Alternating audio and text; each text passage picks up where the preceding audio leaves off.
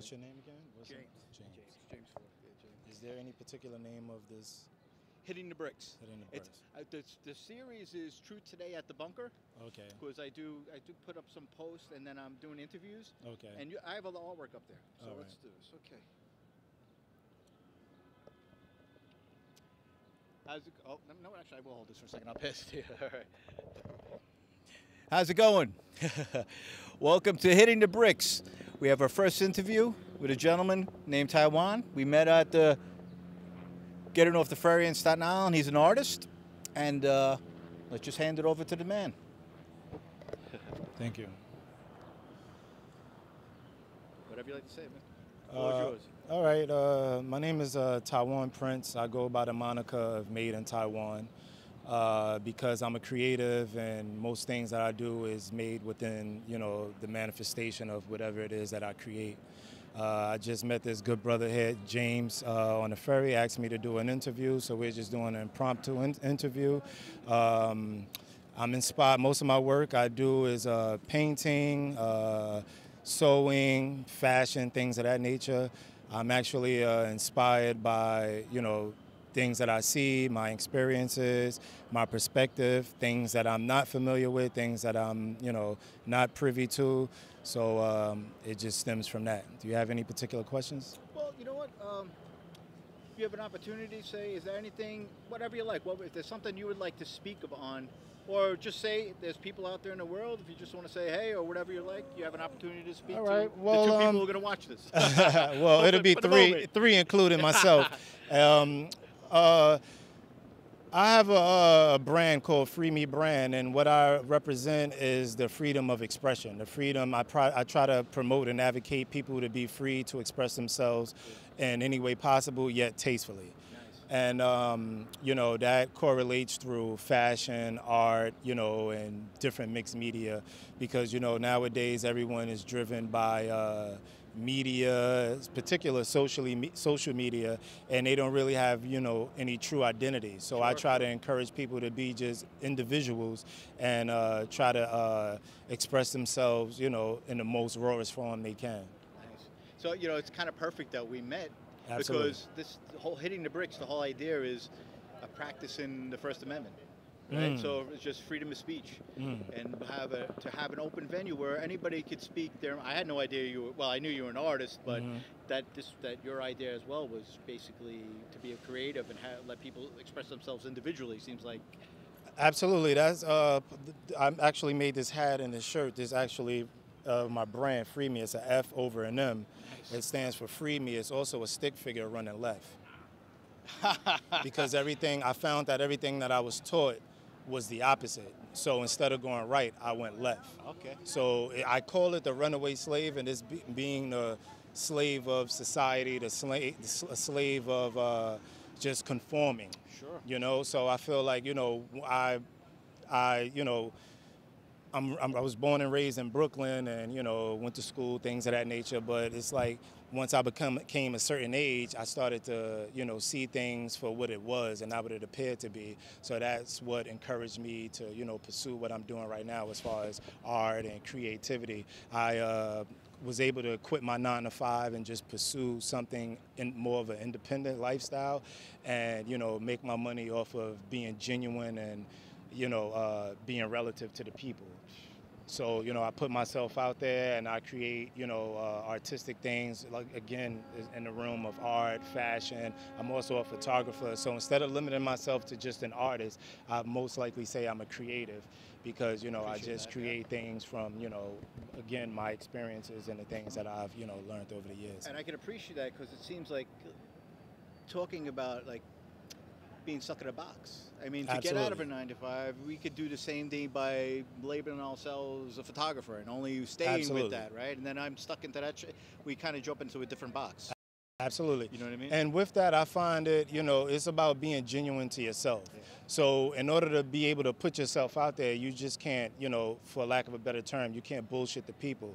So you got to have some sort of genuine you got to just be genuine within yourself and be able to manifest, and when you come in contact with others, to be able to have something to contribute, you know? So it's about, you know, life experiences and sometimes some of the things that you don't know. So you want to go and seek that knowledge and that information. And this is where it comes to, you know, meeting people as yourself and just being able to put yourself out there, you know? I feel like, you know, every day is a venture, so I try not to live day to day by, you know, labeling the days of the week or the time of the day. I try to be my own timekeeper and to just, you know, throw myself out there and to just see and just wing it. And whatever comes, I just, you know, grow from there. And if it's, you know, if I have to digress, then I learn from that as well. Sure. I mean, some would even say that's a spiritual aspect. Absolutely. You know, Absolutely. I mean, without putting a label on it. Absolutely. You know, and it's, you know, that's the thing of where that I just to go from what you're talking about, kind of learning something that we would consider one direction and going in the other direction. It's like that would be a thing of fear, right? Absolutely. To go into that, and which I've experienced myself. But then when you kind of go in that move, it's like that's the excitement of being alive, right? And learning about learning about taking those steps that we weren't taught to take. So to a degree. And being willing to be open-minded and not just staying stuck on, you know, whatever it is that, you know, as you stated prior to this interview about, you know, some people limit themselves to religion or just things they were taught that traditionally from family. So when you wing it, you kind of seem to just allow yourself to let go and be able to accept different things that you normally wouldn't have. So, you know, that's kind of the frequency I travel. That's frequency. That's a great word, man. Because it seems like I just learned, it's like we're all electromagnetic. Absolutely. Not to get too off, but we kind of holds the molecules together. Absolutely. Well, initially you asked me my name, and my birth name is Taiwan, so I just made it the moniker of Made in Taiwan through the social media channels.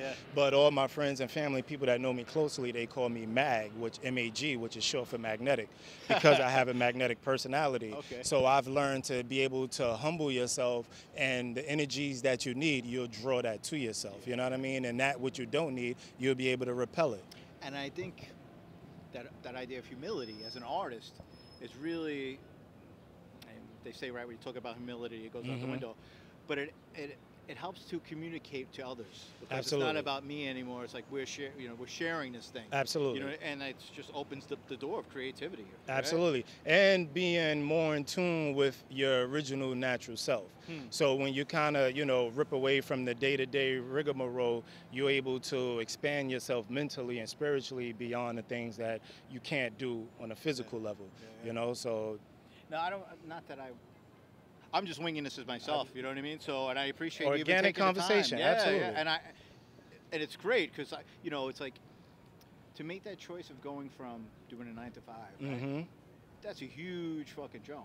Part of my, I guess, absolutely. Part of the language. Absolutely. Yeah. And not to cut you off, but and I say that for someone who may watch this, who may be thinking about doing something like that, or may you know what I mean? Absolutely. And not only from that perspective, because I've always been a working man. I've learned that from my father, you know, hard work pays off, and I developed a lot of skill sets from that. However, I have 2 daughters. So mostly what my investment in quitting the 9 to 5 was securing their future, because I didn't want them to inherit or pass on my debt or my struggle to them. So it was a matter of, you know, thinking outside the box and being able to create something from nothing, which is not really nothing because it's that which already exists within. So it's about expanding on that. When you have the 9 to 5, you're just working the clock all day. You come home, you shower, you sit down and you engage in whatever it is you do, and you feel like that's your reward. So you're really working for the weekend. And I wanted to offer more to minds than that. And I think, just in my head, when I talk to people about 9 to 5, it's not a judgment of people doing what they have to do. Absolutely. You know, well, I just, you know, for me, I throw it out there so sometimes people watch and say, oh, I'm talking like I've been doing this forever. But that conversation is, when I have that with people, sometimes it's like people get protective of that. Absolutely. But it's like, no, it's like we should be able to move a little bit, maybe go out. Those who can or want to, or, you know what I mean? Those, we should be able to wiggle a little bit to go in. I mean, that's freedom. absolutely. It's definitely something that everyone should explore. At the same time, through my travels upon going independent, I realized that it isn't for everyone. It's a huge responsibility. Right? Absolutely. Especially- And it's accountability as well. Yeah. Because there's no such thing as failure. The only time you fail is when you stop. You have to just keep pushing and pushing and pushing the mark. You never know when, you're gonna meet that tipping point and be able to, meet the standards of whatever it is that you're pursuing. Yeah. Very cool, man. Anything else, or? I would just like encourage everyone who's watching and listening to, be in tune with, hitting the bricks. And, this is a good brother. And if you do happen to come amongst him or he stop you out of nowhere and ask to do an interview, that's where you make that change right then and there. And then you commit. And then from there, you pursue greater things. Well, thank you, Taiwan. Not a problem. Well, it's a pleasure. This was the first interview of Hitting the Bricks, and I think it was definitely a success. Absolutely. And I don't know, I just got a good feeling. So I'm going to say thank you to Taiwan, and we'll see you soon. Peace. Appreciate that opportunity. Oh, man. Pleasure. Thank And I appreciate the conversation. I mean, you didn't know what I was going to say or what type of content I was going to have, so hopefully it was something I can add on. Well, my thing is that I'm just leaving it open. If someone says something that's even, it's like that's their voice. Yeah. And people will be able to watch it. Absolutely. So what I'm doing right now is I'm just going to get as much content together as I can, and then I'm going to put it all up. So like there's a little series that people can watch it and check it out. And I'll have you. I'll send you an email when it's up. Not a problem. Definitely Yeah, man. Do that. And I'll be looking forward. I'll be on your site anyway. Cool. Keeping a close eye to see whenever you drop it. Yeah. And like you said, you open the gate for people to allow people to say what they want. But it's cool when you can engage with someone that's kind of like-minded. You know Yeah. what I mean? Definitely. Because you kind of share that frequency, and I don't know what it's going to do for you, but for me, and just traveling my efforts, is going to give me that much more momentum to, Well, no, I mean just put myself out there. that's kind of that's why I'm doing it, man. Because I'm at the moment I'm just in a place where